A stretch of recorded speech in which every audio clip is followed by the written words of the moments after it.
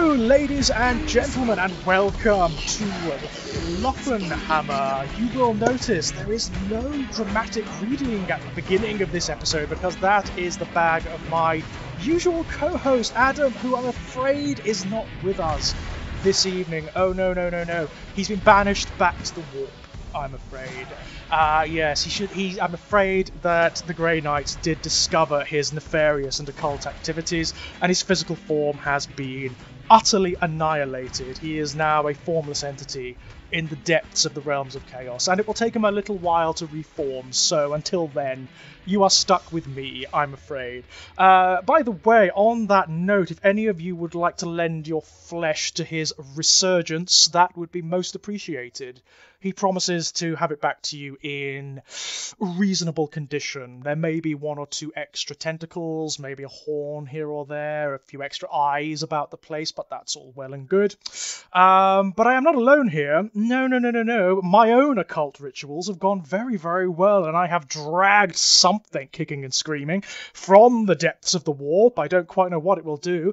But my friend Tom is here with me. Tom, hello! Hello, George. Very good to be here. Brilliant. And we've been trying, actually, to get Tom on the podcast for a very, very long while. I mean, one of the things we love to do on this podcast, Tom, we've had so many different people who have come at the hobby from so many diverse perspectives, and that's kind of what we look for. It's been fascinating. I mean, I don't know whether have you listened to any of the podcasts, the Games Workshop style podcasts out there? I haven't, no. I'll get to that for reasons I can discuss later, but it's very exciting to hear your enthusiasm and be able to share a little bit of why I am a Games Workshop fan. Brilliant. I mean, that's really what inspired this whole podcast. Adam and I started it because we were out of the hobby for a long time. It's what most people who are in the Fluffenhammer community call the dark days of Games Workshop, which we tend to sort of draw a veil over or allude to obliquely. We were out of the hobby for a long time, and then Games Workshop started doing stuff. They started to do really good stuff around, I think it was sort of around the turn of 2016. They started to bring out the specialty games again. They started to bring out board games again. They started to rejuvenate the armies that had been neglected. And suddenly they were responding to the fan base. You know, you had an online presence. You started to have Facebook pages. There's Warhammer Community, which is an entire online community. There's Warhammer TV, where they have podcasts and they have online games and stuff like that. And suddenly we couldn't resist. You know what did it for me more than anything? What's that? The Thousand Suns. Oh, yes, absolutely. It was where. Have you seen them? Have you seen the more recent Thousand Suns? Well, yes, and I can say I love them from my experience of being stuck in a remote cabin in Scotland with a friend of mine about 10 years ago painting his original Thousand Sun army. Oh my god. No, all metal. Yes, very resemblance of the inside of a Toblerone bar. In terms of both stance and general dimension, and after being stuck inside in a midge-infested, freezing, winterous summer, doing nothing but paint the Thousand Suns with very slowly separating metallic paint, I'm very excited with the way the Thousand Sun army is going at the moment. Oh my god, I'm surprised that actually didn't drive you into warp-fueled depths of insanity, quite frankly. I'm surprised you didn't start seeing Zechian visions everywhere. Well, I did for a while, but the thing is, my friend Dave and I, who I was on this holiday with, have now bonded in this strange kind of Stockholm situation, sympathy with our captors, in that we're both quite fond of the Thousand Suns now. Yeah, absolutely. The Thousand Suns saved my sanity. That's the title of the episode. There we go. Brilliant. Love it. But have you seen the more recent miniatures? They're absolutely gorgeous. Oh my goodness. It's so bizarre, isn't it? Adam and I have discussed it on previous episodes, but the Thousand Suns are historically one of the most neglected armies in all of 40k. They've never had a complete miniatures range, and I mean never. Not even way back in the depths of the realms of chaos days in Rogue Trader. Even back then, they didn't have a complete miniatures range. Second ed, they had no miniatures at all. Not a one. You had to convert everything. Or just use the old miniatures. And it wasn't in all of the editions that have followed. They haven't really had a dedicated miniature set. I think they had one miniature set in 3.5, in 40k 3.5, and they were okay for the time. They were absolutely fine. But all they were conversion kits for the main Chaos Space Marine set. They just had like metal fronts for the plastic miniatures that had the tabards on them and the metal Thousand Suns heads with the Egyptian head crest. Yeah, and this is, really tragic because they have the best fluff. Yes! Oh, they so do! They're one of those legions, the Thousand Suns, for me, that I go back to them again and again, and I actually reread their story quite a lot, because I think it is one of the best stories in all of 40k. It's got everything. It's got sort of like the tragic fall from grace. It's got massively attractive and sympathetic anti-heroes in the form of Magnus and Ahriman. And it's one of those wonderful stories that throws a rather unflattering light and a degree of ambiguity on the quote-unquote good guys of the setting. Yeah, absolutely. I mean, it's got pathos, it's got drama, and it's been novelised and narrativized so fantastically well by Games Workshop and the Black Library over the last, it's probably coming up for about 10 years now. Yeah, absolutely. I mean, the Thousand Suns books are some of the best ones. There's no doubt. They've actually done the Thousand Suns real justice. I think it's Graham McNeil who wrote those ones, isn't it? Yes, who is an exceptionally good author. He is. He's one of the Black Library's strongest authors, actually. There are two people in the Black Library who do the Thousand Suns really well. There's Graham McNeil and John French. Graham McNeil does the Horus Heresy era Thousand Suns beautifully. John French does the present day Thousand Suns beautifully. So if you get those two together, you're gonna get a good story. I just love the way they're characterized, and a lot of that background that they established has informed the way that the Thousand Suns have been resurrected in the present day 40k. So there's a lot of background that they established for the first time in their book series that now not only inform the present day background of the Thousand Suns, but also their rules. Yeah, and I think that's incredibly good joined up thinking. I'm looking at my bookshelf at the moment, and there's quite a bit of John French on there. Good. There should be, because he is very good indeed. He's his Ahriman series, for example, absolute brilliance. I mean, it is one of my favourite series from the Black Library, full stop. And once again, you get this wonderful thing where Ahriman, yes, he's an awful guy in many respects. He's arrogant and manipulative and is very willing to sacrifice pretty much anyone and anything for his agendas. However, there is this core of humanity to him. His core motivation, the thing that's driving him, is he wants his legion back. He wants his brothers back. And it's such a noble agenda when you look at the rest of the Chaos Space, quote unquote, the Chaos Space Marines. It's such a noble agenda that you can't help but thinking, you know what, I hope you do. Yeah, his story is one of loss, of exile, and it's faintly moving in a way that a story about a mortal sorcerer really probably shouldn't be. Oh, absolutely. And I just love the fact that you really get a sense of that as well. I mean, the time frame that we're talking about here is insane. It's very difficult to capture in any narrative sense because, of course, you have to imagine it. It's not something you can refer to experience on. This guy is 10,000 years old. He's been wandering around the warp for 10,000 years and is at the beginning of that book series is broken. Totally broken guy. He doesn't even call himself Ahriman anymore. He calls himself something like Hawksos or something like that, which means failure or shamed one or no one in old Prosperine.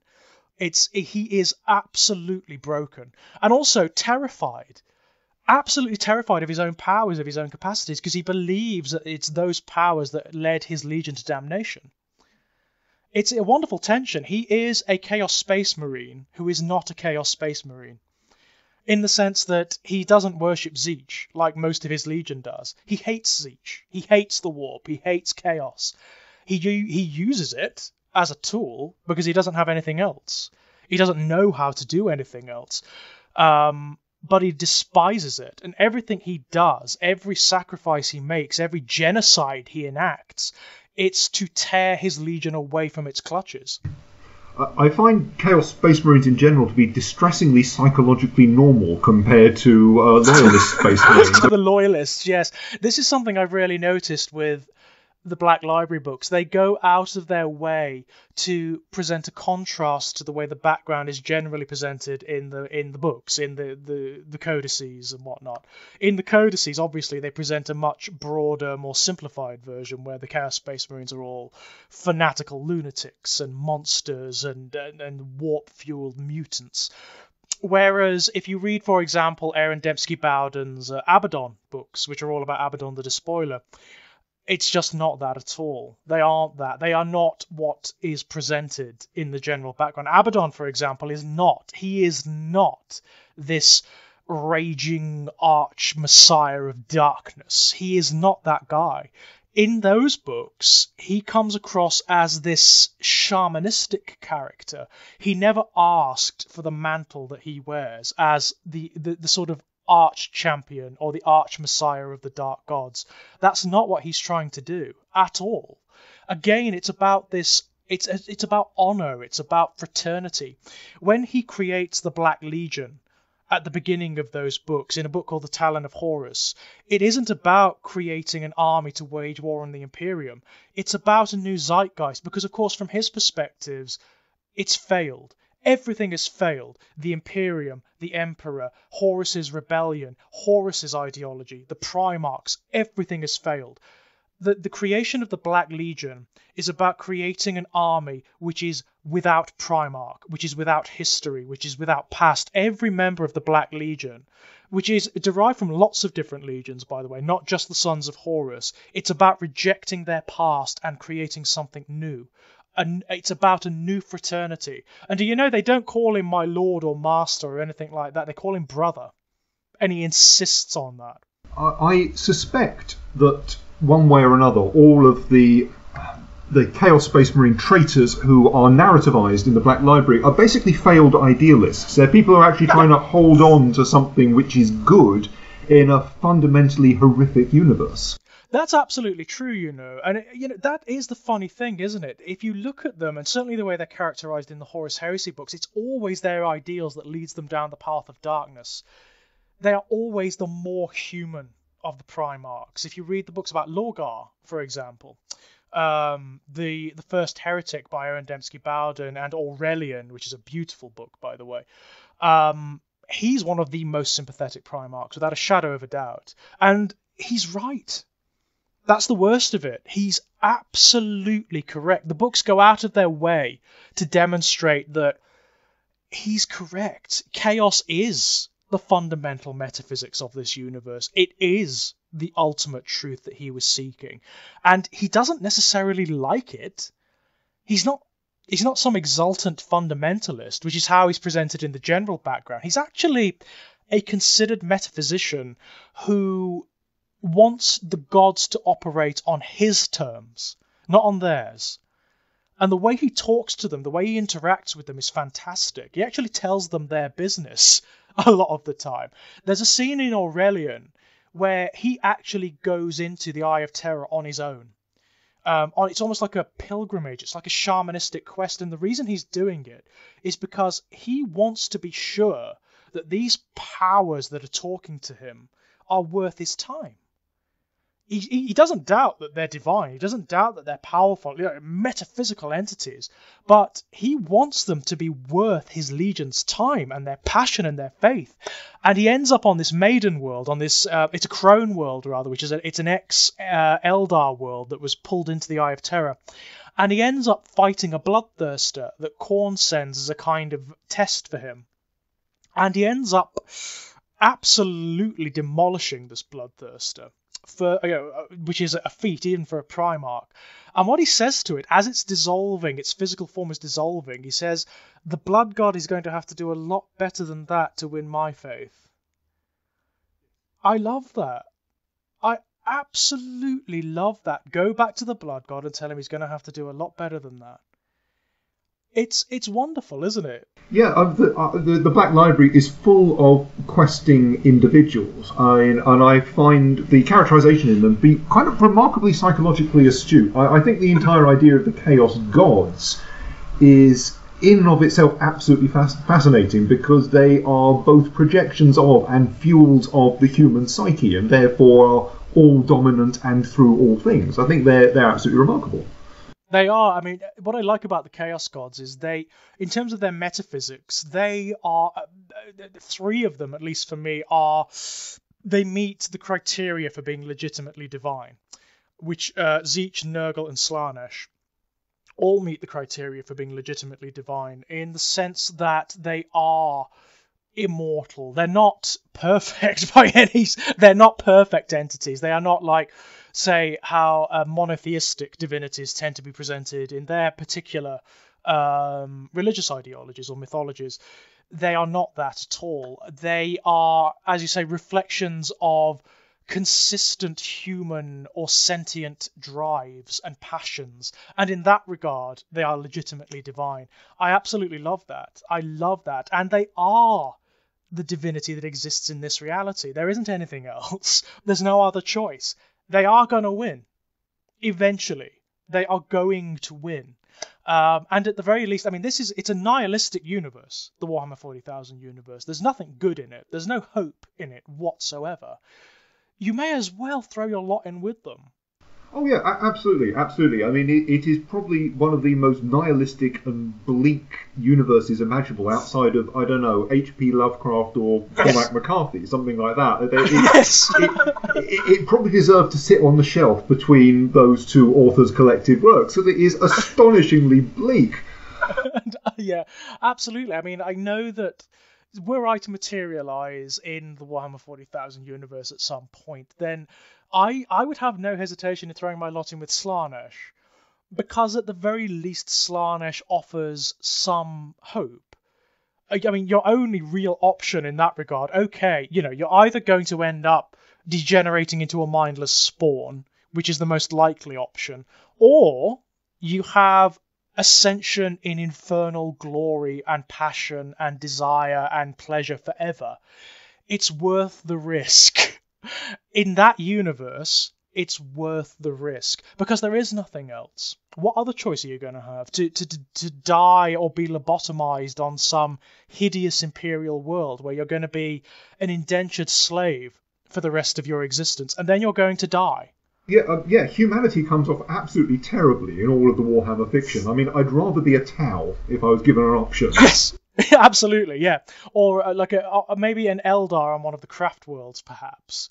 At least they have society, they have structure, and they do other things other than toil, suffer, and wage war. They have art, they have craft, they have musicians, they have performances and whatnot. I could totally see the pleasure or the joy in living as an Eldar, sorry, they're not the Eldar anymore. They're not. I do apologise, Games Workshop. The Eldari. I do apologise. Yes, that's one of the many rebrandings that's occurred of late. They're not the Eldar anymore, because of course Eldar is a word that derives from J.R. Tolkien's works. They're now the Eldari, and you have the two sub-factions of the Eldari. You have the Azhuyani, who are the Craft World Eldari, sorry, and you have the Drukhari, who are the Dark Elder. I saw you do quotation marks around it. Yeah, you flex your fingers in quotation marks when you do that, I'm sure. So furiously, absolutely furiously, yes. But that said, I mean, I actually rather like that rebranding, I've got to say. I mean, the Eldar is a lovely word, and I will hold it in my heart forever, because the Eldar were my first army. They were the thing that really attracted me to 40k. But I like the Eldari rebranding. And the way they've gotten around it is rather clever as well. The Eldar thing derives from a misunderstanding from when humans first came into contact with them. That's what they thought they were called. So that's what they called them, but that's not what they call themselves. So that's the in-law justification for that. Works for me. Absolutely works for me. Me too, me too. By the way, Tom, if you do get any of the more recent codexes, in fact, get them all. They are all stunning. They're beautifully illustrated. They're a nice thing to hold and kind of tut over late at night, aren't they? Absolutely. But what gets me about them, as I've discussed with Adam on previous episodes, they are all good. Every single one of them, and we've never had that before. We've never actually had an edition of 40k in particular where every codex is a winner. And that's good, because I remember playing, and this is about 10 years ago, where one had to buy the latest codex with its appendant army, otherwise you just wouldn't win. Yes, yes, I remember that in the days of Second Ed when I first started the hobby. Actually, the latest codex was always the killer codex, basically, and the reason being they never had any standardized format back then. So the codexes were these wild, idiosyncratic things where each book was a power unto itself. Utterly ridiculous. I remember, for example, when the Tyrannid Codex first hit, the Second Ed Tyrannid Codex, they were beasts back then. Oh yeah, absolutely. They were virtually unstoppable, and I got a dear friend of mine who's recently stopped being a Tyrannid player who got into it at that point because they were myriad and virtually unstoppable, and also, I could say, absolutely wonderful in how they were narrativized and the explanation by what they were. It was brilliant, absolutely brilliant. Yeah. I mean, that was really my first exposure to the Tyrannids. They'd gone away for a long time since their original iterations. Like, you only had the Warriors and the Gene Stealers back then. But that explosion, it really did flesh out their background enormously and made them feel like this real science fiction threat. It's what I like about the Tyrannids in contrast to, say, Chaos. Chaos, which is always going to be my love in these universes. Chaos is metaphysical and very human. I hesitate to use the word evil because I don't actually think it is evil within these universes, but for the sake of brevity, it's a metaphysical evil, it's a metaphysical corruption. Whereas the Tyrannids are very science fiction and beyond morality. They're sort of an amoral, very, very alien threat, which is something, it's just a wonderful contrast. It's like the black mold in your student bathroom come to life and then spreading over the galaxy. So there's a very primal sense of connection to the horror they're describing. Yeah, I mean, once again, the new Tyrannid Codex is an absolute winner, and this is like the Thousand Suns, like the Chaos Space Marines. It's a codex that really does. They've tried to undo the last 5 or 6 years of the Tyrannids because they've just never been very good since Second Ed. To be honest, they've always struggled. For some reason, they've never been able to get them working in a codex since those times, which is a real shame because the miniatures are a million times better than they used to be. Obviously, the miniatures are absolutely stunning, but they've never been able to get the army to work on the tabletop properly. But now they're absolutely wonderful. Absolutely wonderful. And the new codex, it goes so far in trying to flesh out how they work and what they're actually doing in the current iteration of the universe.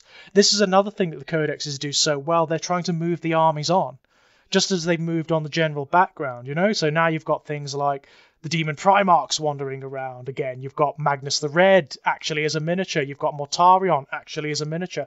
You've got one of the Imperial Primarchs. You've got Robert Gilman wandering around as the regent of the Imperium.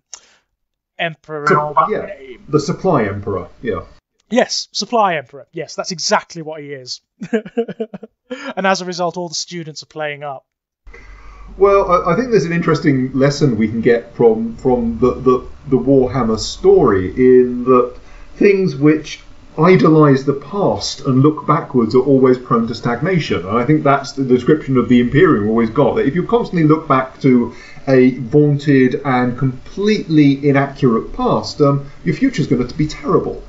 That's a really weird and bizarrely fitting metaphor, isn't it? Because that was the place, like a lot of hobbies and fandoms, that's where Games Workshop was about 5 years ago. It was far too sort of navel-gazing, it was far too obsessed with its own past. But since then, it seems to have realized as a company what these universes need to make them dynamic again, which is movement. It needs change. It's a very dramatic change in certain instances. I mean, moving on from 40k, have you seen what's going on in the fantasy battle recently? Absolutely, yes. And I, having not played for a couple of years, I spent a wonderful evening, thanks to the gentleman of 4chan, updating me on what the situation was. I mean, some of their language is colourful, and I think they've made a hate cathedral of a couple of people. But I think it's fantastic. And also, I think it's necessary because the reason you invited me on tonight is because I'm a second-generation Warhammer player. And so I grew up with an incredibly static empire, which until a couple of years ago had never changed. Warhammer Fantasy had not moved 1 inch, and it kind of saps the life out of its own material after a while. Oh, absolutely. I mean, the biggest. I mean, it wasn't as true of the 40k universe, but it was getting there. But the fantasy, but like the old world, what they call the world that was now, which they refer to obliquely, had not changed for the longest time. The reason being, it was way more contained than the 40k universe because there was a map and there were definite areas and definite histories. There wasn't very much you could do with it without fundamentally altering the status quo, which they seem to be quite afraid of for the longest time. You know, you were having these narrative campaigns that were purportedly having these massive, sweeping, enormous events, but nothing was actually happening. Oh yeah, and the universe descends into hyperbole, isn't it? Because everything is always the end times, everything is always subject to the winds of chaos, and then the winds of chaos blow over and, you know, barely a twig is disturbed upon the ground. Absolutely. That's the big problem. That is the big problem. But then you got, when I started to really get back into the hobby, you had the End Times, which was this enormous event, which they went out of their way to basically rip up the map of the old world. You had things like Nagash being resurrected, which was the best thing ever, by the way. Because I don't know whether you've listened to any of the previous episodes, but Adam and I absolutely gush over Nagash. A lot.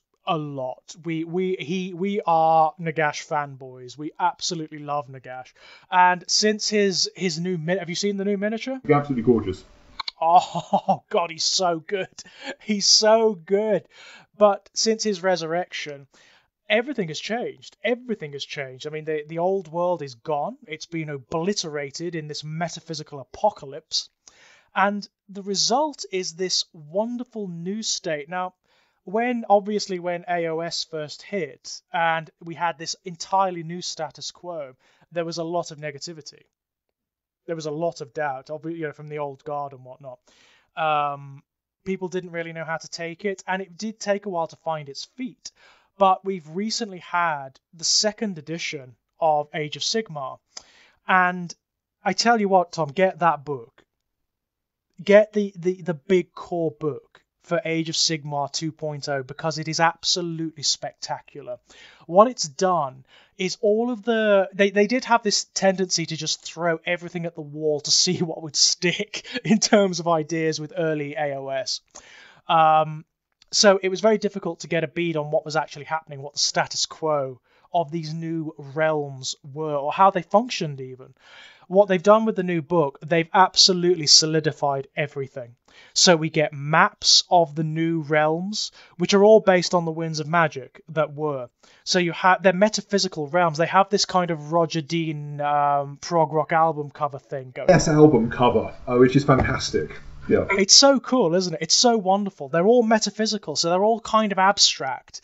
And you've got like the lands and the worlds shift and change depending on like the whims of their creators. Lots of the classic characters from Fantasy Battle have become vessels for the Winds of Magic that were, and have therefore become gods. They've become divine. So you have Alariel, for example, the old Wood Elf Queen, who is now the vessel for the Wind of Life, and has become Alariel, the goddess of life, who is now a counterpoint to Nagash and to the Chaos Gods. It's not, the metaphysics has moved on massively, so now it's not just the Chaos Gods. The Chaos Gods are one pantheon in a metaphysics of potentially infinite pantheons. you have Nagash, who is obviously the god of all death now. Part of the background I adore is that after the destruction of the world that was, Nagash ferreted his way into basically all of the afterlives that ever were, barring the ones that the Chaos Gods rule over, and devoured all of the gods of death from every mythology you could possibly name, and became the uber god of all death. That's just wonderful, isn't it? It's absolutely fantastic. It's gorgeous. It's also kind of necessary as well. Just to move on, Warhammer Fantasy Battle from where it was is absolutely, and it's big, isn't it? What I've noticed is they've made it huge in terms of its ideas.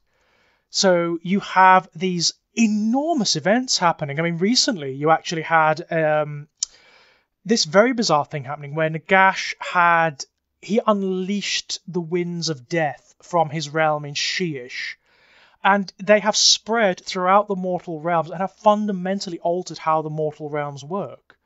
Now that is apparently a dynamic that it's what Games Workshop are doing with the universes that they've created now. They've realized their mistake. They've realized that the static nature the status quo that the universe is operated under over the last 10 years really just haven't worked. They've led to stagnation. So what they're doing now, they've made them dynamic universes. So every so often, every year or so, there's going to be a campaign or an event that fundamentally alters the shape of the mortal realms and of the 40k universe. Yeah, and I think that's exciting gaming because you're playing in something which is live and active, and it means that you're constantly doing good storytelling as well. And the interesting thing, I'm very familiar with Warhammer 40k fiction at the moment, but not Warhammer Fantasy Battle fiction, which I don't know where that's at the moment. Well, at the moment, I mean, I wasn't a big fan of the Fantasy Battle fiction when it was set in the old world. I wasn't really that bothered about it. I liked some of it. I liked anything involving Nagash, and I liked anything involving the vampires or stuff like that. I was quite interested in that. But by and large, the setting just didn't thrill me as such. It just wasn't that interesting to me. The stuff set in AOS in the Mortal Realms is just fascinating. Just the settings alone, the descriptions of cities in the realm of fire, for example, just wonderful. Because the cities are proper high fantasy nonsense. Stuff that shouldn't work, but that does. Like giant citadels made of lava. It's mental. It's absolutely crazy. And I love it. Zeichan cities, right? Zeichan cities where currency is ideas or experiences or emotions. It's these abstract concepts that I love. I love in all of literature, not just Warhammer-based literature. So to have that in Warhammer is wonderful to me. It's good. It's necessary. See, because I grew up in a time where Warhammer and Citadel miniatures, as they were there, is that the fluff was almost so much more exciting than the miniatures themselves. So I'm tremendously fond of tabletop gaming as a way of being able to tell good narrative. Oh, absolutely. I mean, this is actually, as we were discussing off air earlier, this is something we ask each of our guests, and I realise we've gone on a massive tangent there, as it does tend to happen. That as our viewers, our listeners know, that's our nature. It's the way the Fluffenhammer is. We waffle. We waffle and we deviate and we go off on our own tangents. That's what makes it fun. It's why you listen. We know it is. But one of the things we ask all of our guests is, when did you and how did you originally get into the hobby? Right. Well, I was born into it. Oh, you mentioned earlier you're a second generation Warhammer fan, and this is one of the many reasons we wanted you on. We've never had that before. Well, thank you very much. Yeah, my dad was an absolutely massive early adopter of Games Workshop and White Dwarf in the early 1980s. He got there from Dungeons and Dragons. I'll tell you more about that. But I grew up in a house which was full of goblins and back issues of White Dwarf. That now. I know I said earlier that we had the title for the episode. I grew up in a house of goblins might be the title. It's about right. I mean, it was part of a larger sci-fi thing. I don't think many kids had William Gibson and Roger Zelazny read to them as bedtime stories, but probably not. Wow, the dreams you must have had. My God. Astonishing. The bill for therapy I had as an adult was also especially high. I don't doubt it. But yeah, this led into your warhammering, yeah? This did, because it's like, a fish recognizing the existence of water. It's a great indicator of what your parents are like is when you go into their garage and see what is in there, be it car parts, golf clubs. For me, it was a copy of the board game version of Dungeons and Dragons, not Advanced Dungeons and Dragons, which had been carefully taken to pieces and then remounted on something like a 3 foot by 6 foot 3-dimensional board, which was about 3 foot tall and wrapped around each other with entire caves and dungeon systems made around it to emphasise the board and the moving around the board. That sounds fantastic. That sounds wonderful. It was in the centre of my garage underneath a massive, heavy 1970s-esque green curtain. But that's just the thin end of the wedge. Oh, brilliant. So, what do you do when you can't sleep at night and it's Christmas Eve? Well, some children, I don't know, you watch TV, you read. I went through my dad's back issues of White Dwarf. Oh my! So he must have come in right at the very beginning, I'd assume. He had a copy of White Dwarf issue 1, which is probably impossible to come by nowadays. I've been trying. Both Adam and I actually, we've both been trying to put together collections of classic White Dwarf for sentiment's sake, largely. Those early issues, before it was exclusively Games Workshop products, when they used to cover pretty much everything from D&D to Call of Cthulhu to Cyberpunk 2000 AD, pretty much everything. They're very difficult to get a hold of. And to get a hold of them in good nick, nigh impossible. I think there's a wonderful putting things into PDF project for someone with a lot of time on their hands who wants to create like a digital back issue archive with the blessing of Games Workshop, because it's priceless. I have in my hands while I'm talking an issue of White Dwarf number 69. Oh, wow. Which lists, it has in it a Call of Cthulhu supplement and an AD&D scenario. That is awesome. Absolutely awesome. I mean, this was way back in the Ian Livingstone days of Games Workshop, I'd assume. Oh, absolutely, yeah, absolutely. And if you care to cast your mind over the back, your eye over the back issues, you will see lots of advertisements for very early kind of play-by-phone, play-by-mail, and play-by-bulletin board (BBS) system dial-up adventures based on Ian Livingstone's Fighting Fantasy books.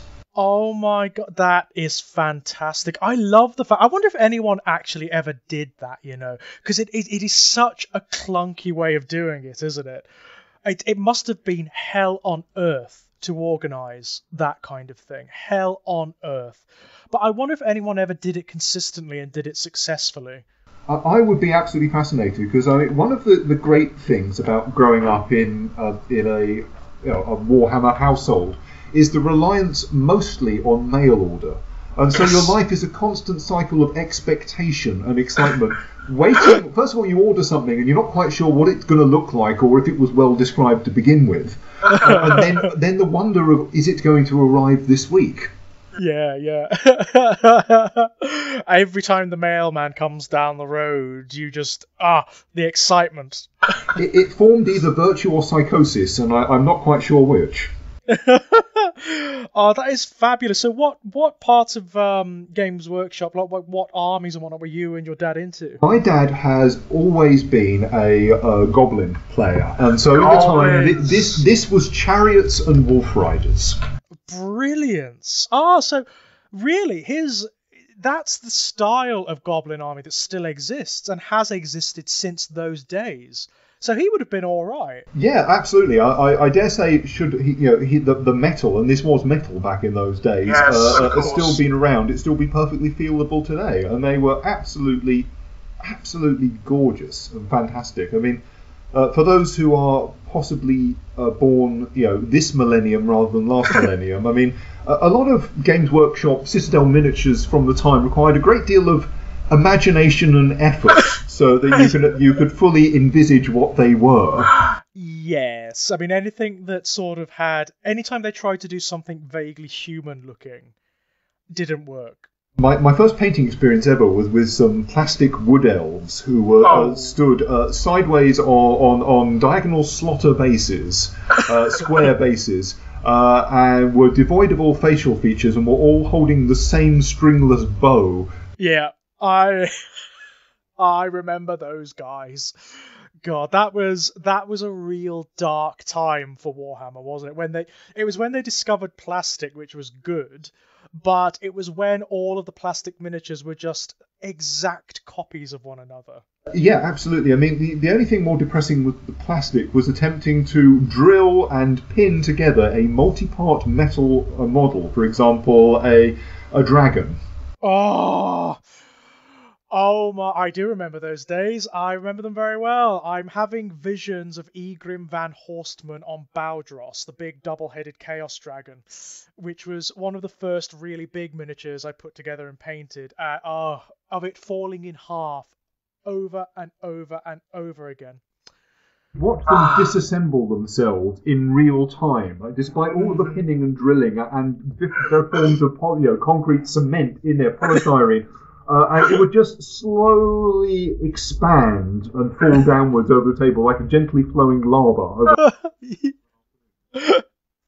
Of course, obliterating all of the detail on your expensive metal miniature. Yeah, absolutely. I mean, the only other thing worse, I think, than the Wood Elves and the Dragons was the original Gene Stealers, of which I still have a spectacular scar in one of my thumbs when I was attempting to mod one and trying to cut one of the arms off. Oh dear. Oh dearie me, yes. Oh man, I mean the hardcore converters from back then, I mean, my goodness, they had some chops about them.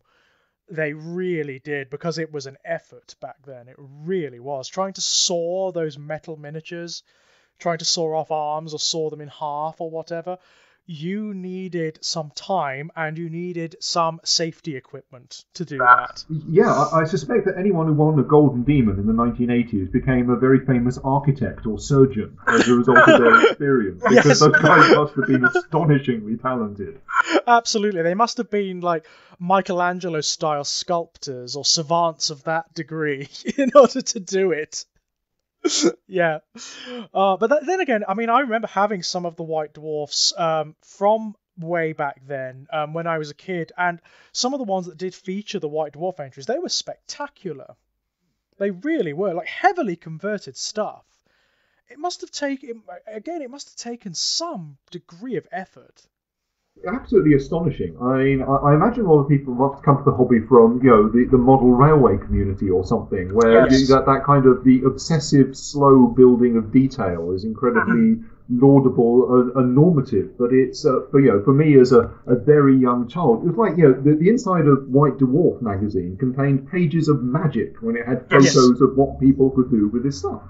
Oh, absolutely. I mean, I remember. When you first get into it, when you first see the painting, it feels impossible, doesn't it? When you first see the miniatures, not just the ones that are in White Dwarf, but just other gamers have painted, you're like, how on earth did they do that? When you look at your first miniatures, which have basically all the detail has been obliterated by big globs of paint. But then something just clicks, doesn't it? After you've been doing it for a while and you realize that there is technique here and that you can do it. It's not that difficult once you've learned how to do it, once that you've had your eureka moment. Absolutely. My eureka moment was I admit absolute moral failure at this point, but my eureka moment was marrying someone who was a better painter than I was. That's brilliant. The early years of my marriage was sitting watching the X-Files on VHS from the beginning, while my wife did a far better job with my dwarf army than I ever did. That is superb. I think it's admitting long-term defeat on the project, but it kept me painting for a number more years. Oh, that is brilliant. So not only a second generation Warhammer fan, but also your armies are sort of joint ventures. Yeah, very much so, very much so. I mean, we really came together in those difficult first years of marriage over dwarves. Brilliant. Battle for Skull Pass era dwarves. There we go. Wow, my goodness. Well, once again, I mean, the dwarves are your thing, are they, Tom? Are they one of your sort of main interests in the game? Absolutely adore dwarves, and I adore Grey Knights. Wow, okay. So, of course, the dwarves aren't called the dwarfs anymore. No, but, you know, they cannot be copyrighted in the simple form dwarf. No, they are the Duarden now. And they're not one race anymore. There are lots of different types of dwarf now. So you have the Fire Slayer style dwarfs, which are now an entire race unto themselves, and they're like fire elementals. So some of the miniatures are sort of combusting. Their beards and their wild hair, it's actually made of fire. And that's because I think it was Grungni, you know, one of the dwarf characters from way back when. He became the vessel for the Wind of Fire. So he's now actually the god of fire. And this is all desperately needed as someone who's historically played dwarf, because the dwarf army tended towards sameness very, very quickly, and so diversity is greatly appreciated. Well, if you look at, like, when I first came into the hobby, which was sort of around 2nd Ed 40k, I think it was around 3rd Ed Fantasy Battle, the dwarfs did not change from that point right up until the end times. The structure of the army didn't change, the basic units didn't change, the way they played didn't change. They were basically the steampunk army. Yeah, absolutely. From this earliest possible iteration, it was steampunk. And I say one thing I distinctly mourn the lack of in Warhammer 40k was the Dispirant of Squats. Ah, yes. But they've come back.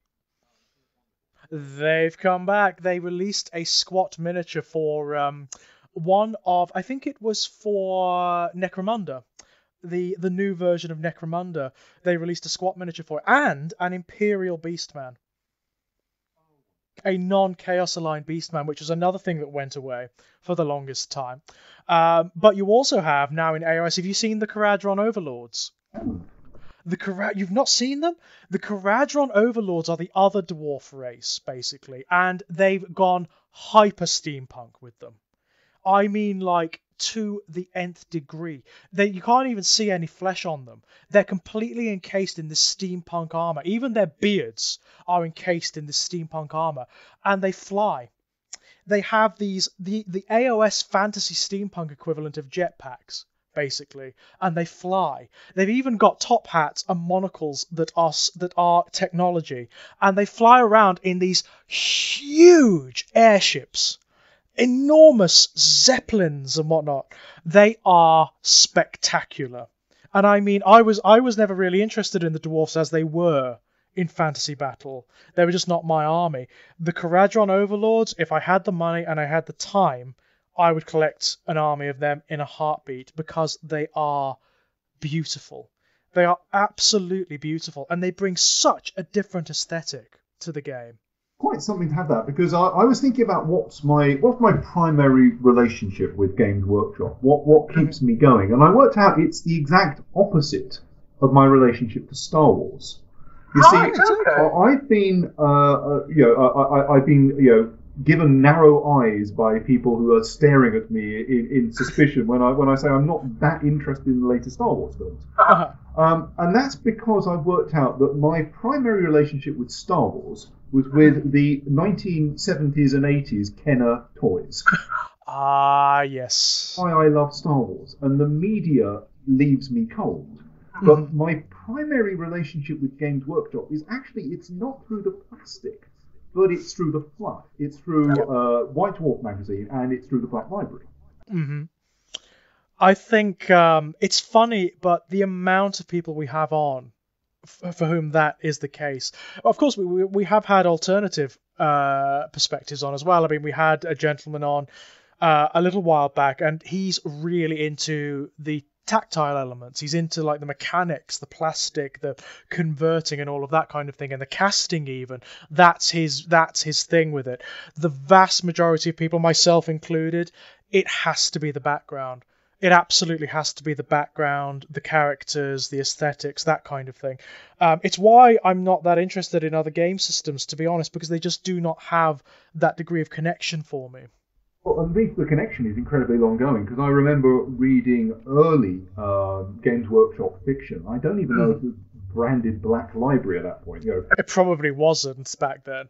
In and let me know, but reading compendiums like Wolf Riders, which is stories mostly about goblins, and then some of the really early Space Marine based fiction. Around kind of Deathwing, that kind of, which was absolutely, which stay with me. And what's kept me in the orbit of Games Workshop over the years, because I've moved around a lot, it's been the storytelling rather than the product itself. I've no doubt that were it not for, say, the efflorescence of Black Library and the work that began to come out of that publishing house with, say, the Horus Heresy series, I imagine a lot of us would have fallen out of Games Workshop much more permanently. I've no doubt that this podcast probably wouldn't be happening were it not for that. Because the gaming system, the miniatures can fluctuate wildly, as it has, and that can determine whether you're part of that particular phenomena or not, whether you're buying the miniatures, whether you're playing the game or whatever. But the fluff, the background, it's been so consistently interesting. Even, don't get me wrong, not everything from the Black Library is amazing. There's a lot of pretty bad stuff from it. But the good stuff is very good and has served to elaborate the universe in such wonderful ways. In ways none of us would have expected, that it's kept us there, even through the really dark days of the actual gaming system. Well, about 15 years ago, I was living in Canada. The local branch of the Toronto Public Library system I walked into, and it had, at that point, pretty much everything in the Black Library on a shelf, which was astonishing. There was a librarian there with some very specific budgetary goals. And I had a huge amount of Dan Abnett, who I picked up, and I read most of his excellent stuff because it was there in Toronto. And Torontonian winters are incredibly harsh. You don't go out much, so you get a lot of reading done. Yes, of course. And it kept me in the orbit of the hobby, because I could do two things. I could either go to the library and check out the latest Dan Abnett for free, or I could take the 40-minute freezing cold journey into the centre of Toronto to the one Games Workshop in the really scary, weird mall, and spend a lot of money I had, and probably just bring a box home because I had nothing left to paint it with in my house. So, I think the fluff does marvels. Of all the ones you could have been latching onto, Dan Abnett is probably one of the strongest, to be honest. He really kick-started it with Horus Rising, which was the first book of the Horus Heresy series, which was an absolute astonishment to me, I have to say. I remember first getting it, I picked up that and False Gods, the follow-up, both together. And I think I read Horus Rising and then read it again immediately after, because it did such strange and unusual things with these archetypes that I presume to know. Such deviant things, in fact, like Horus, painting him as a good guy, as a decent individual, who laughs, who smiles, who loves his sons, Really, whose betrayal is simply foreseeing the future as it is and trying to stop it with the decayed horror of the Imperium. And ironically bringing it about, becoming the cipher that brings it about. It's the layers of tragedy that it adds into the story. I love it. I think it makes not just the traitor legions, but also the Imperium itself and all the Imperial legions so much more interesting. A very good example are the Ultramarines. The Ultramarines, just not interested. I just was not interested in them at all before the Horus Heresy books. They were the Blue Space Marines. They were the Vanilla Legion. I had no interest in them whatsoever. Reading Unremembered Empire, which I believe is by Dan Abnett, which is about Robert Gilman and what he's doing in the midst of the Horus Heresy. Love them. Absolutely love them. And I really like him. Of all the Loyalist Primarchs, he's my favourite. Yeah, having read that, I would say that it's because the Ultramarines were the faction that I wouldn't playing Space Crusade as a kid. So, Yes. they had nothing interesting. I mean, the Imperial Fists were down the line, the Blood Angels were probably vampires, but the Ultramarines had absolutely nothing going for them. No. And to give them a point of interest, and actually to make it an attractive point of interest, a shining beacon of hope and decency and morality and order in the middle of the Imperium is good going. It's good going. Absolutely. I mean, the Ultramarines, they are the shining beacon of hope, it seems to me. In all of the Gothic insanity, the fundamentalist zealotry of the Imperium, the xenophobia, the superstition, the worship of very questionable things, the Ultramarines seem to be a shining beacon of classical civilization, of philosophy, of art, of culture.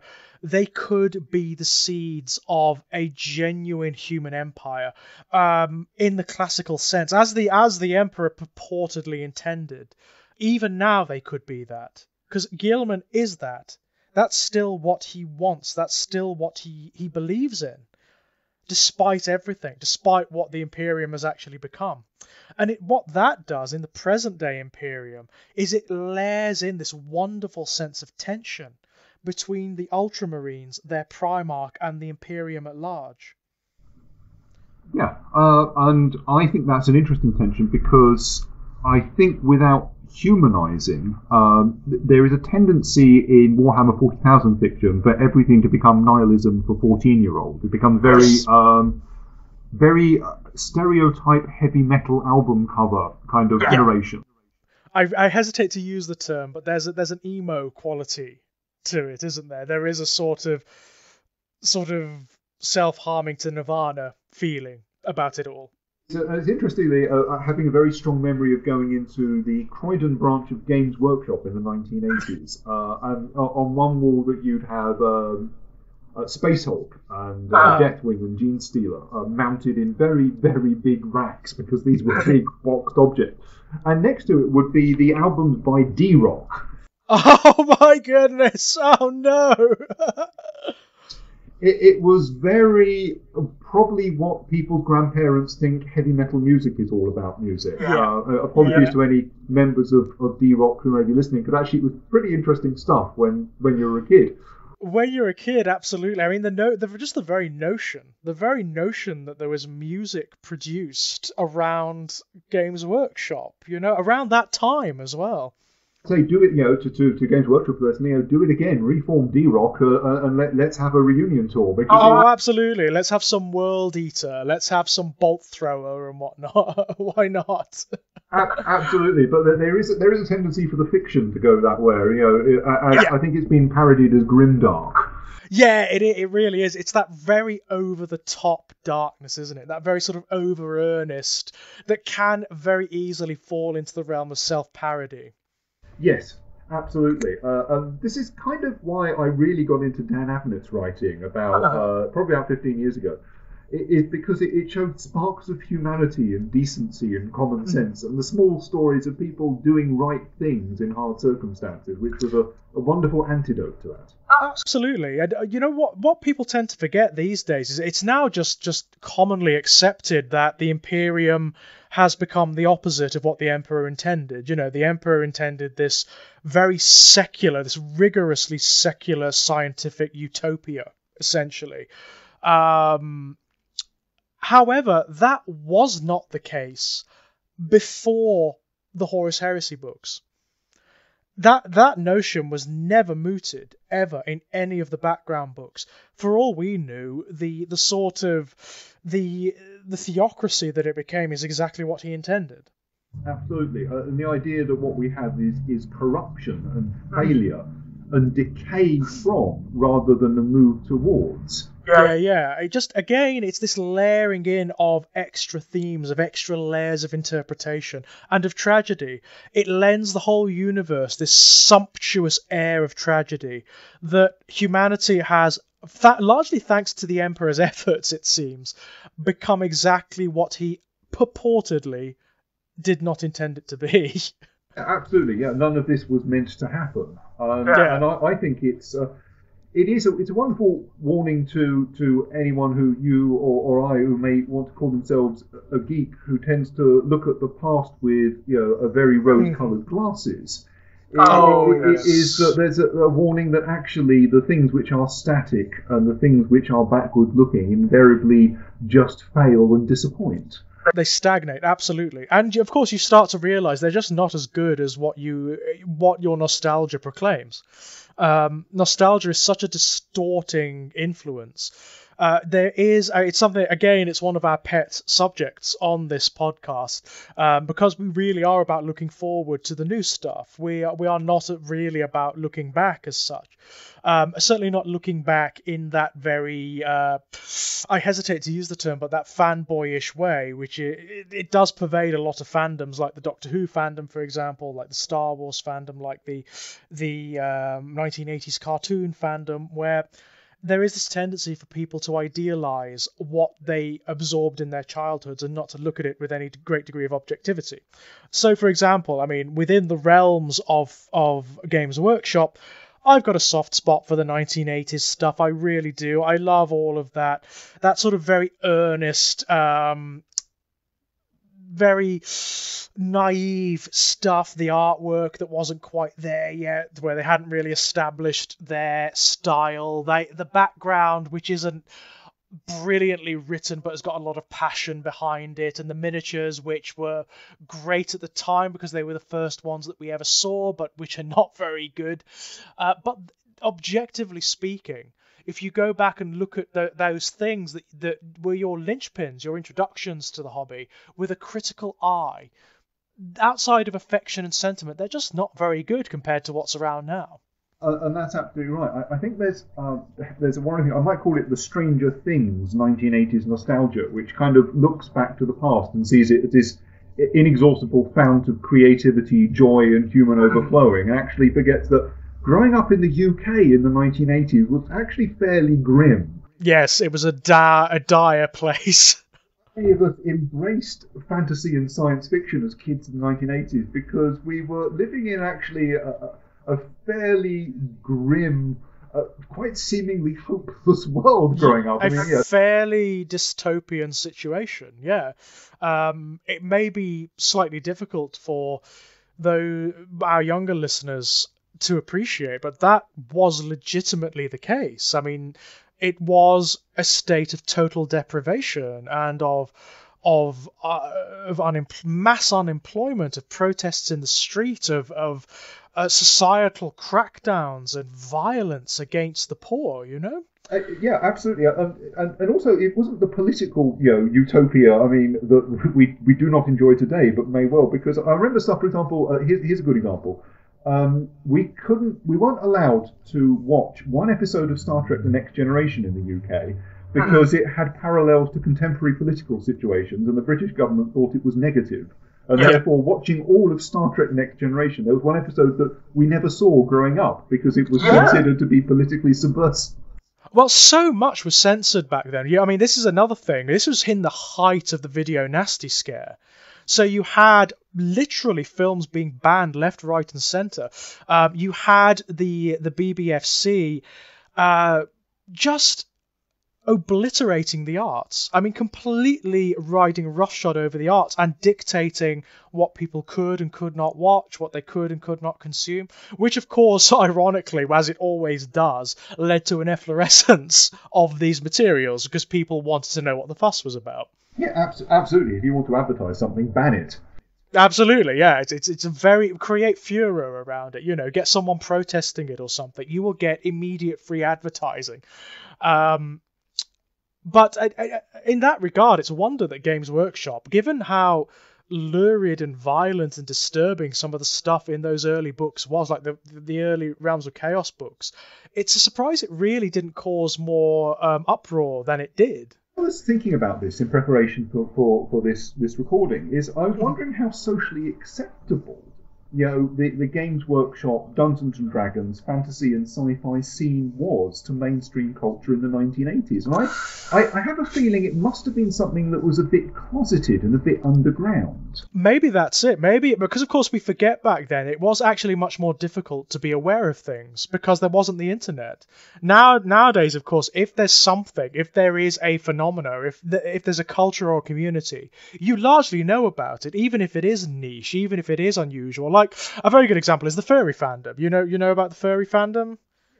That's a very good example. Now, way back in the 1980s, the furry fandom would have been, most people would have not even had a clue what that was about. Now it's almost mainstream.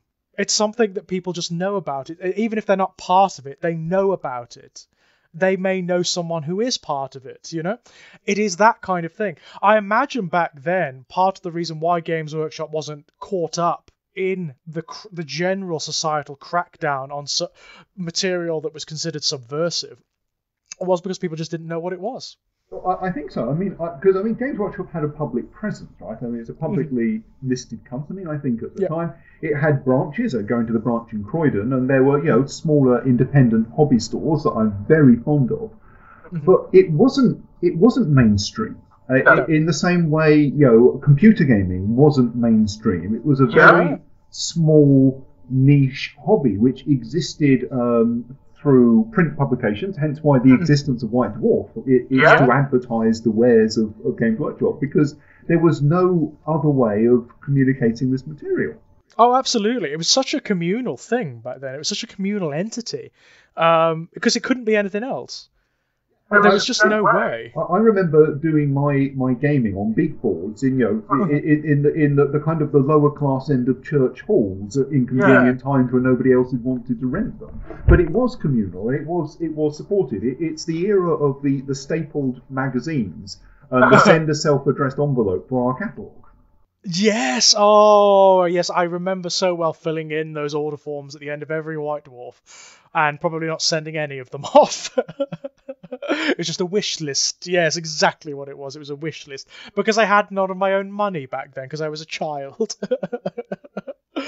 Oh, but yeah, I think you're absolutely right. And were it to have come to the attention of the likes of, say, the Mary Whitehouse Brigade, I imagine there are certain elements that would have had massive protests outside of the Games Workshop stores. Things like Slaanesh, for example. Yeah, absolutely. The ideas that which were disturbing. There's a huge body horror aspect to the Chaos Gods, which I think in the 1980s would have been confined to video nasties, and if you were more highbrow, the works of Clive Barker.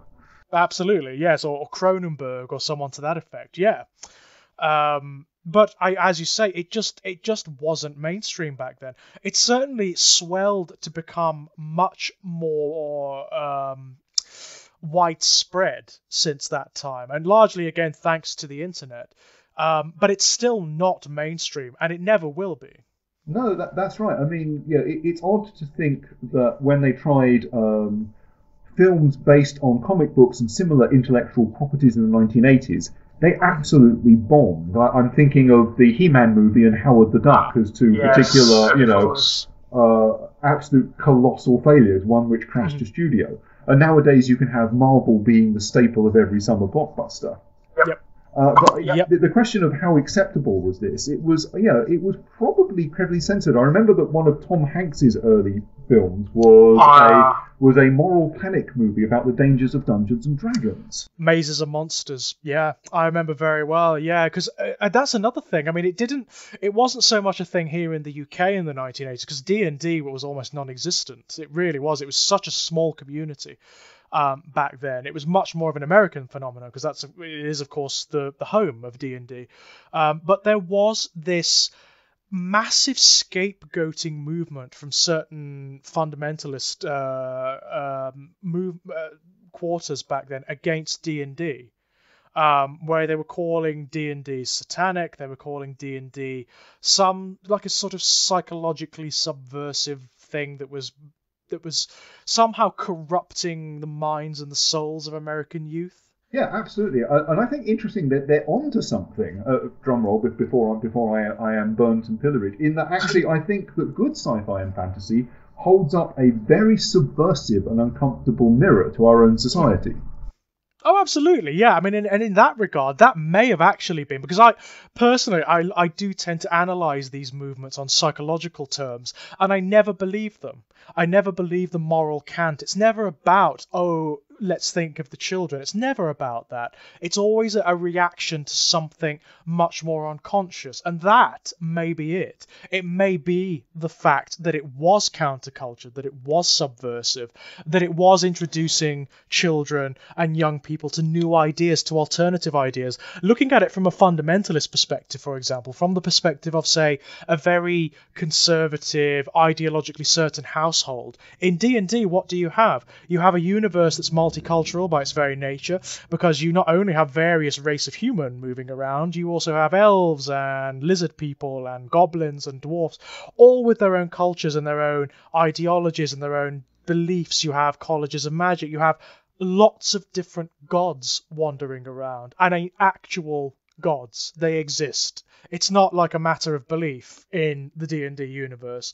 Not only do these gods exist, you can prove they exist, because priests of Timora can do miracles that are directly from Timora. Gods are priestesses of Lolth can cast dark miracles of Lolth, and so on and so forth.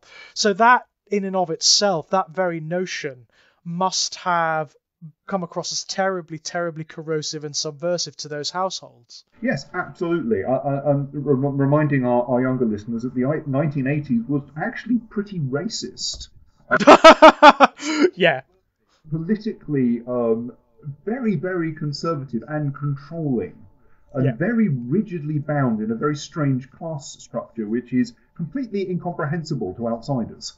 Yeah, absolutely. It was its own hermetically sealed little decade, wasn't it, the 1980s? People have enormous nostalgia for it, if they were children growing up, because of the media of the time, but it wasn't as good as you remember. It just wasn't. And because as children we were shielded from the worst horrors and excesses of the age. And I think when we look back too fondly on the past, we tend to excuse a media which was created in very difficult and trying circumstances. Absolutely. And by and large, most of the media aimed at children back then was, of course, designed to sell them product. Absolutely, yeah. I mean, how much you and I may love Transformers. The Transformers cartoons are there to sell plastic changeable robots. Absolutely, that's all they are. They're not there to tell a story. And for whatever sentiment we may have of those stories, because of course they were largely our first. I mean, I was born in 1984, so I've never known a world without things like the Transformers or Games Workshop or whatever. I've never known a world without them.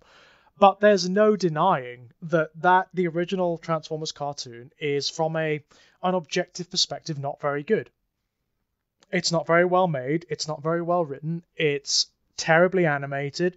Some of the voice acting is okay, but it exists not to tell me a story. It exists to sell me product. And Games Workshop is an unusual phenomena in that regard, because although yes, it is designed to sell me product, in the 1980s stuff, if you read the Realms of Chaos books, for example, it's very clear the people writing that work have incredible enthusiasm for what they're doing, because it's the first time it was set down. They're being allowed to let their imaginations run wild. The same is true of the artwork, because there's no real house style at this time. The artwork is so surreal. It's so strange, and there's just such a variety of tone and of style back then. It's absolutely wonderful. Yeah, absolutely. And I think that has been, looking back on my life, this kind of exposure to this chaotic mess of different ideas all filtering together through one company, it's actually been very formative. Yeah, I mean, this is another thing we tend to like to ask our guests. I mean, what kind of influence has the Games Workshop material had on things like, say, your imagination and the way you you perceive the world. Okay, well, this is a statement which I can guarantee that nobody has said on your podcast, and probably nobody has said before, that I think Dan Abnett made me an Anglican. Wow. Stop giving me so many good titles, Tom. I don't know what to call this episode now. Dan Abnett made me an Anglican. You know, if Adam was here, that would be the title. That is such an Adam title for the episode. That would be the one. I'll have to explain is that I was reading a lot of Dan Abnett, I said about 15 years ago in Toronto, and at the same time, as you do as a slightly younger man, working out what you're doing with your life. And I was really struck by the moral compass in some of Dan Abnett's work. I'm thinking of Eisenhorn and Ravener in particular, in which, the Inquisitors are not moral paragons. Not exactly. Flying monomaniacs. But actually, some of the people that he has in inquisitorial warbands are real human beings who are caught up in an unjust world, and some who try and champion and make that world better. Yes, that's absolutely true. It's interesting because I was reading that at the same time, but funnily enough, reading the Book of Common Prayer, which is not a common bedside, combination of reading material. Not at all. The contrast is absolutely wonderful. I love it. What I love is that both have a rhythm, and there's a meter for the imaginative and the Gothic and the Baroque.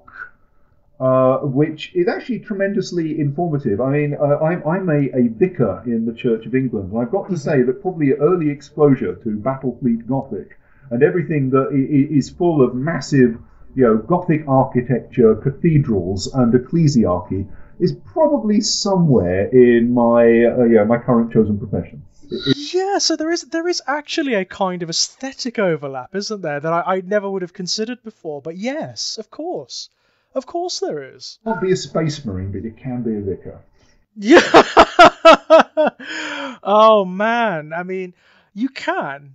I know you cannot be a space marine yet. I mean, let's see how it goes. Wow, yes. I mean, beyond the obvious ideological influences, because of course there is a heavy Abrahamic influence in the aesthetics and the mythologies of the 40k universe in particular, more so in fact than there is in the stuff from Fantasy Battle, way more. Given that, yes, I can see where there is an actual overlap in your life, in what you've dedicated yourself to. It's been very, very positive. I mean, there's something wonderful about being able to game with a dog collar on. And I'll tell you one story where it had an interesting result. Is I was at a tournament for hold a second. What was I playing? I was playing Inquisitor. There we go. The old Inquisitor game. And I was playing a game for Workshop. I decided to go in my dog collar because I could. It was also I think it was the Easter weekend. And I wanted to think if anyone spotted me, they wouldn't think I was bunking off work. Brilliant. I happened to know somebody working at Warhammer World at the time, and I thought I kind of knock and say hi. And they were happy working in the stock room or something. So I went up to someone and I said, "Excuse me, would you mind awfully getting the name of my friend? I'd love to be able to chat to him." And the poor chap who I conveyed the message to got the wrong end of the stick and went entirely pale and slightly glassy-eyed and ran off into the back reaches of Warhammer World, presuming because a priest in a dog collar had come, I was there to break some news of some phenomenal personal tragedy. Okay! And all you wanted to do?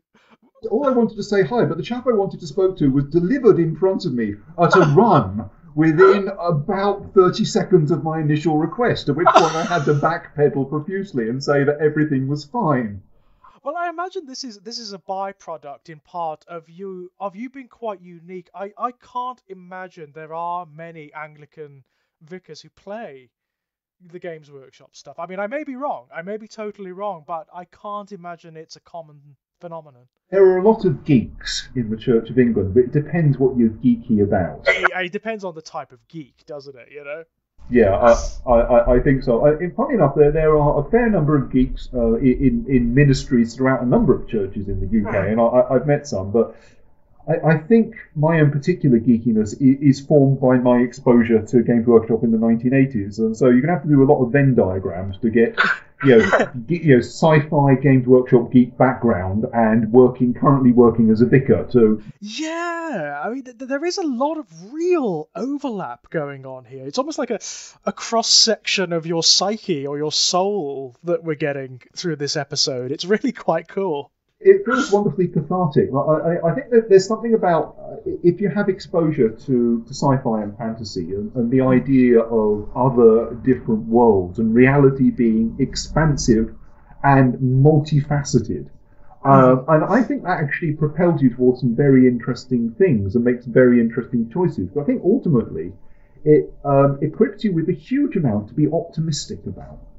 Yeah, it's fascinating to me as well, the fact that we have this wonderful, it's a slightly hippie-ish phrase, but this wonderful coming together of people from lots of different diverse backgrounds, all of whom have some connection to this material and find meaning in it somehow. Yourself, from your Anglicanism, I know for a fact that even in the Fluffenhammer, in this small subsection of the community, we have pagans. There's one gentleman who is Catholic. There's myself. I consider myself an agnostic atheist with occult leanings. It's wonderful, isn't it, that we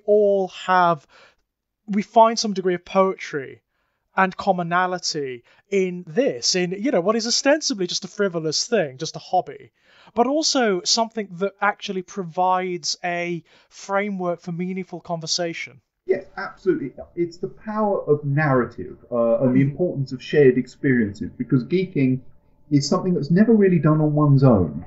No, it really can't be, can it? I think when it is done on one's own is when it becomes obsessive and dangerous. It's when you tend to get that very particular kind of, for want of a better, geek who seems to feel that they own the franchise, that it belongs to them, and that it should speak to them exclusively. I mean, we're having a similar thing in Doctor Who at the moment, obviously, because of course we have the first female Doctor, which is ruffling a lot of feathers. The sort of He-Man Woman Haters Club division of the Doctor Who fandom, which I know I should have more patience for, perhaps, but don't. It is a case of, guys, go and get laid, please. Or just talk to some women, please. For God's sake, please, just talk to women as people. Yeah, absolutely.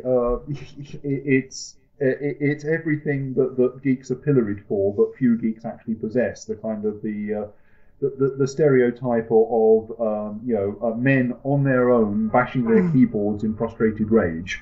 Yes, absolutely. I mean, it's a subdivision that you have to take into account because they are very much there, and they do tend to have very strong, or at least very strident voices within these communities. There is obviously a similar thing here in the Games Workshop and Warhammer communities. If you dare to dip toe into some other communities, there's a lot of unpleasantness out there.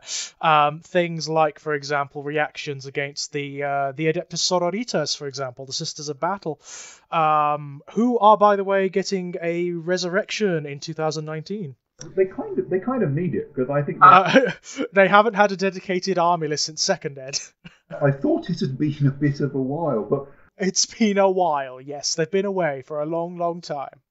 You see, but I think it's good. I think Games Workshop is far more balanced than other systems for having the inclusion of female characters, but that's not historically the case. They're getting better at it now. It's an interesting thing, isn't it? Now, if you like, I mean, in the fiction, for example, one of the interesting things about the universes, not necessarily the game systems or the miniatures ranges, but the universes are phenomenally liberal. In the Horus Heresy books, for example, within the Imperium that was, there are same-sex couples, there are polyamorous couples and cultures. There are, I mean, obviously, racial divisions mean absolutely bugger all. But yeah, I mean, because space marines, class space marines, they come in literally all forms of skin tones. Oh, absolutely. When you've got like green aliens running around, when you've got what the heck do divisions in humanity matter? What you would very quickly, when you've got humanity scattered across the stars and you've got races of human beings evolving separately in different star systems that, like, because of the particular radiation from those stars, have semi-translucent skin, or like the human beings of Nocturne, for example, where the salamanders come from, that have this like coal black, almost burnt skin with red eyes. It's like, why would you care? You have such diverse cultures that are all part of the Imperium. What really matters to the Imperium is humanity as a whole. You know, the diversity doesn't matter at all. And I think actually that's an important and good message for our time. Like what I said earlier about sci-fi being an uncomfortable mirror, it can also be a comforting and aspirational mirror. Oh, absolutely. I mean, and then you have, what I like as well is you have the extremes of that, because of course you have, say, the powers of chaos. So let's look at, say, Slanesh worshippers, where there is total license, where nothing matters, where there are absolutely no parameters, and in fact transgression is the sacred artifact. So it provides a framework for the absolute extreme for you to explore and look at that and how that works out too. It's a very clever way of looking at things. And I love that. I love the fact that something that's ostensibly a hobby allows us to have very profound and important discussions. And I think it's good. I think that's really important. I say it's really important. I say this other thing as a geek who is now raising the next generation of geeks. Absolutely. Yes. That's something which is not only aspirational and positive, but allows people to explore what their own future geeking might be about. It's great. I mean, I've had Games Workshop has brought out some really wonderful, nice, little, smaller games. Now, the one that's the successor to Mordheim, whose name I can't remember, that comes in a box with wonderful little pre-made small armies of about 5 miniatures. What's that one? Because I played. Oh yes. It's not Shadespire, but Shadespire is pretty much like the more recent evolution of Mordheim, essentially. It's pretty much the same system. But I know the system you mean, I just can't remember what it's called off the top of my head. I was recently beaten at that by a 9-year-old girl who loved it to bits and was an astonishingly good tactician while playing it. Isn't that so cool? Great that there is a new generation coming in who are male, female, diverse, and they can get into it and be accepted and own it as something which is theirs in the way that we did. Brilliance. That is wonderful. I mean, it is not a case anymore of have you got a list, love, which would have been the automatic reaction to a woman entering the Games Workshop, wouldn't it? At one time.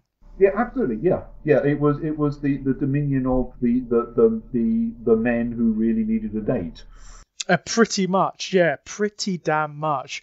Now it's becoming massively diverse. I mean, this is another thing as well. I mean, we have yourself with your being a second generation Anglican Warhammer fan. You have myself, a gay man, in the community. It's wonderful. That's another thing I've never actually explored very much. Are there many LGBTQ people in this community? I don't know. I mean, I identify as bi, but I don't really go and ask people, if I happen to be in a Warhammer environment. Hi, what are your sexual preferences? No, I don't either. I mean, but it is, isn't it? You did an icebreaker first, unless you're a Slanesh player. If you're a Slanesh player, you can ask what you like. Absolutely, you can ask whatever you want. But it would interest me. It interests me in the same way, like, not terribly long ago, I used to be a much bigger part of the Transformers collecting community. And what has consistently surprised me about that community is there's a huge LGBTQ presence. And I mean absolutely huge. It's a very diverse and sort of fluid community. And I wonder if the same is true the Warhammer community. I think that would be fantastic to ask other people and ask around if anyone's listening and wanted to input on that. I think... Oh, absolutely. Answers in the comments, please. I'm well up for that. And I am up for doing a much longer discussion about that, actually. Please, answers in the comments or on the Facebook page. How do you define, ladies and gents, and all variations thereof? How do you define? And, does that have any impact upon your gaming or on the types of armies that you select, do you think? I mean, I've noticed my penchant is to go for very aesthetically pleasing armies. So Slaanesh, Tzeentch, Eldar. I wonder if that is the queer in me coming out a little bit. I have absolutely no idea. I genuinely don't know, but I think it's fantastic that there is a hobby which is so diverse and inclusive that people can enter it, engage it, and be comfortable entering it and engaging it as who they are. Because I think that's part of the role of fantasy and storytelling in our culture. Oh, absolutely. Yeah, I totally agree. I mean, there's this very myopic and very prescribed notion that fantasy fiction or any kind of speculative fiction is somehow escapist. And that is just simply not true. It's not true of what would be considered, say, the most escapist fiction, like the sort of Tolkien-esque fantasy. It's simply not true.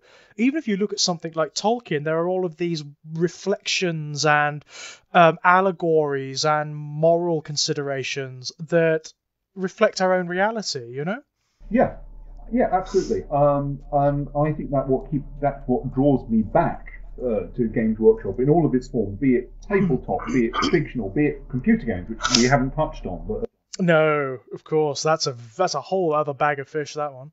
I've done 20 years of those. Absolutely. I can trace my lineage back to Shadow of the Horned Rat and beyond. Bloody hell. So a long way back. To the 80s, because I'm playing the computer adaptations of Hero Quest and Space Crusade. Oh, the C64 and Commodore Amiga ones. Absolutely, yeah. I had them on the Atari ST, and I correct me if I'm wrong, but I believe that the version of Space Crusade originally released was bugged and was unplayable. I believe it probably was, yes. That would not surprise me in the least. And back in the days when patches were very, very, very hard to come by. I remember that very well. I used to enjoy the Space Crusade an enormous amount. Until the computer played the Soul Stealer card. That was... I think my appreciation of how random and unfair the life is probably because of that particular Soul Stealer. Not a Gene Stealer. I have no idea. No. Maybe there were copyright issues. I've no idea for that, but they actually not only changed the name, but they slightly changed the look of them as well. They were slightly different from the way the Gene Stealers looked in the box. Tentacle and more sidey of the arm. Yes, yeah, way more sidey. So maybe they were afraid of some like H.R. Giger sort of copyrightery or something, because they did look a lot like the Alien back then. H.R. Giger was known to lawyer up on occasions, so yes, and not without cause. Well, no, he had a great deal to do that, and it's funny enough. It's amazing that in its nascent days that Games Workshop was not sued to pieces by everyone basically, because almost everything in their IP is derived from something else. Almost everything. Yeah, absolutely. I mean, there's one wonderful example, and we can't do this. Fyodor Dostoevsky has been dead about 150 years, but there is a wonderful Inquisitor Karamazov. Karamazov, yes, there certainly is. Stupidly metatextual reference, because in the Brothers Karamazov there is that one of the brothers tell the story about the Grand Inquisitor. So yes. I mean, somebody is showing off their degree in English literature quite heavily. Well, it's like the Dark Angels, isn't it? I mean, they're named after a poem called Dark Angel by a poet called Lionel Johnson. That I did not know. That's fantastic. Yeah, and in fact, more or less the entire character of the Dark Angels is encapsulated in that poem. So, yes, all the secrets of the Dark Angels, ladies and gents, revealed to you. Available as free PDF download. Yep, fantastic. Certainly so. So is there anything, are you actually actively in the hobby now, Tom? Are you actually painting up anything, or are you creating anything, or do you have intention of creating anything? I think because of life changing, and this is what I love about the Games Workshop franchise, is I've gone time wise beyond what I can do on the table for a couple of years. I now have 2 young children, and that's really the prep time required to actually play a game of Warhammer now would be completely beyond my abilities.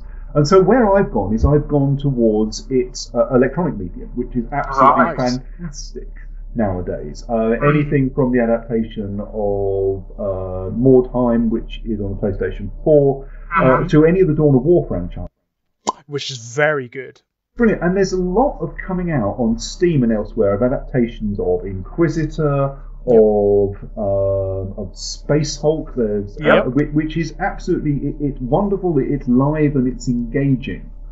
It's wonderful, isn't it? And it's a lovely way of Games Workshop like hooking new fans, from other demographics, from the game playing demographics. I mean, anyone who's attracted to those games aesthetically and in terms of their technicalities will probably find some satisfaction or meaning in the tabletop games too. Oh, absolutely, yeah. I mean, they're infinitely adaptable. Coming from the era of great box games, so Space Crusade and Hero Quest, Space Hulk being my examples. My primary experience of Games Workshop is through the boxed product, which is in toto all you need to play the game.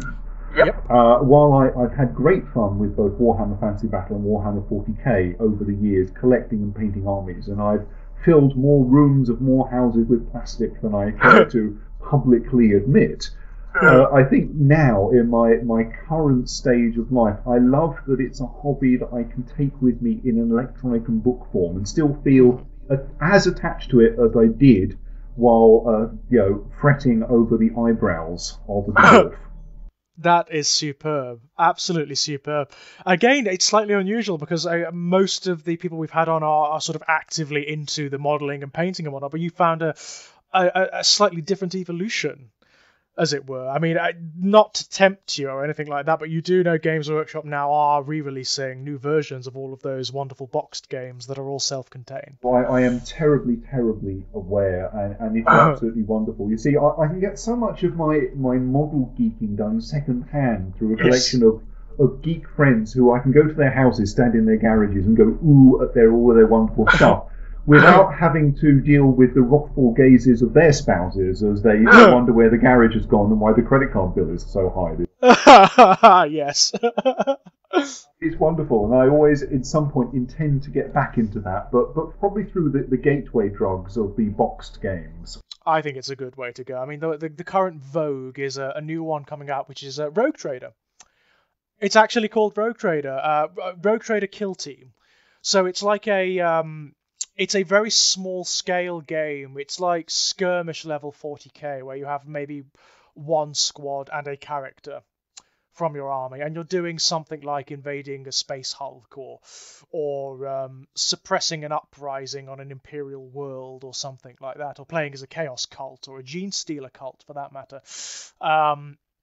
And it's very small scale, very mission oriented, so very narrative, and very easy to pick up and play. It looks absolutely brilliant. That's the one that everybody's geeking out over at the moment. That sounds absolutely wonderful, because I am familiar with Rogue Trader before it was Warhammer 40k. A game so complex it had to be played with a games master. I know, right? It's still incoming from tabletop role playing back then, isn't it? Which it still very much resembles. Yeah, and anything that can evoke the, let's face it, mad spirit of that. Yes. Because I have this wonderful childhood memory of sitting in McDonald's in Red Hill with the brand new issue of Games Workshop on my hands, which had an orc army list. And just the sheer mad, failed, inventive technology of the orcs with squeak brain transplants and the like. And anything that brings back that level of colour and interest craziness is wonderful. It's like the Die 100 tables of chaos mutations in the Realms of Chaos books. And how many of those ended with you just being a puddle of something? Yeah, a lot, I imagine. Quite a lot. That was the most common end for most Chaos models, I imagine. And it's like the most ridiculous stuff, from like hybridized with die 100 tables of various animals, including things like spiders and maggots, to funny walks. One of the mutations is called Funny Walk. It's just wonderful.